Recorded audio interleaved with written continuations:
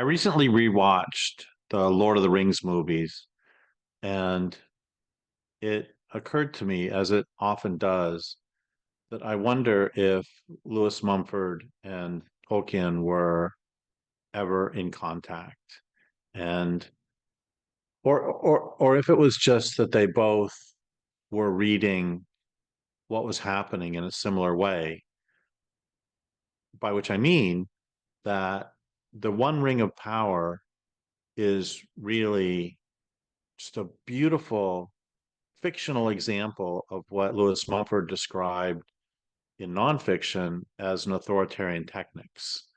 And it gives great power to the wielder, but it is ultimately in charge. And it really is that the one ring of power, it doesn't matter who controls it. Just like it doesn't really matter who thinks that they're going to be controlling of a global economy or of a large military or the whatever we want to talk about with the modern authoritarian techniques, that the techniques itself is always in charge and is always the one.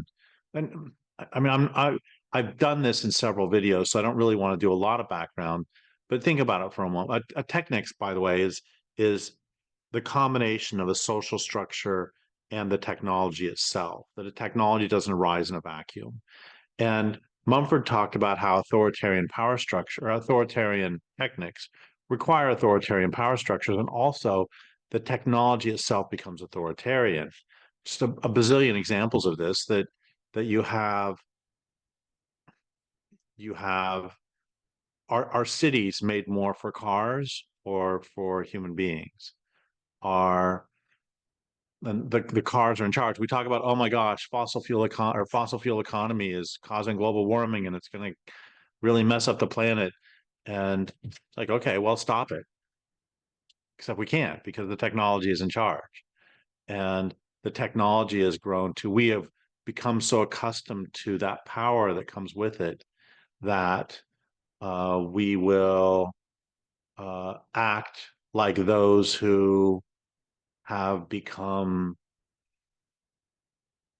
possessed by the ring of power, that it is their precious and it is what they will do anything to maintain and what they will not give up. It's just you couldn't really ask for a better combo of nonfiction and fiction analyses on the same line as Tolkien's Lord of the Rings and Mumford's Pentagon of Power, his Myth of the Machine 2 volume set.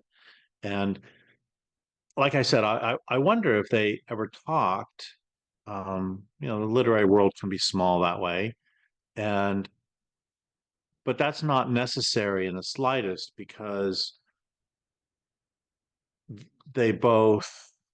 Well, I know that Tolkien fought in World War One, and he experienced the horrors of that firsthand.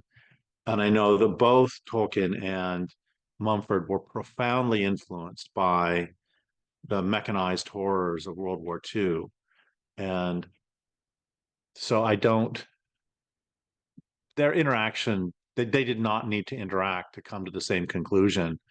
But I just find it fascinating and somewhat slightly optimistic that they both were able to come to that same sort of conclusion about what we can call the ring of power or we can call technology.